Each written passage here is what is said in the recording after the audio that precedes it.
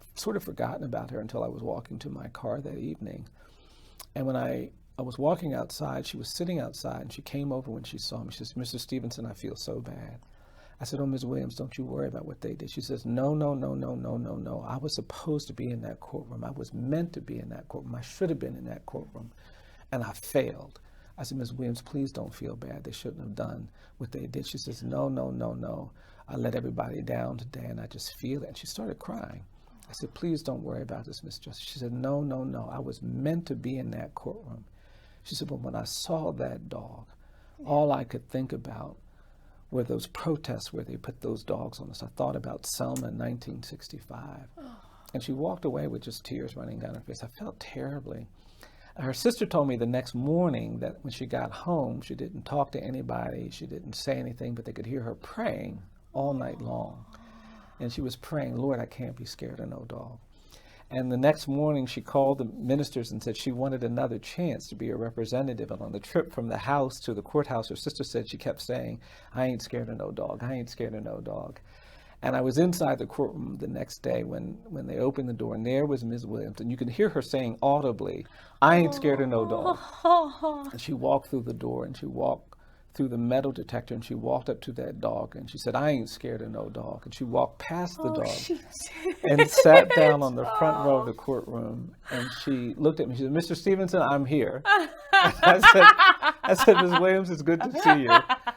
And then I started working on my papers, and then a few minutes later she said, "No, Mr. Stevenson, you didn't hear me." She said, "I'm here." And I looked, I said, "No, I do see you. I'm glad to see you here." And the judge walked in, and everybody stood up when the judge walked in, and then everybody sat back down. And I noticed that people were staring, and I turned around, and Ms. Williams was still standing. And the courtroom got really quiet, and they were looking at her. And that's when she said one last time, she said, "I'm here." And it became clear to me then she wasn't just saying I'm physically present. What she was saying is I may be old, I may be poor, I may be black, but I've got this vision of justice that compels me to stand up to injustice. And I really have come to believe that sometimes the two most important words we can articulate when we're trying to minister, when we're trying to help, when we're trying to serve, when we're trying to be a friend, when we're trying to do something hard and difficult, the two most challenging but sometimes the most important words are "I'm here."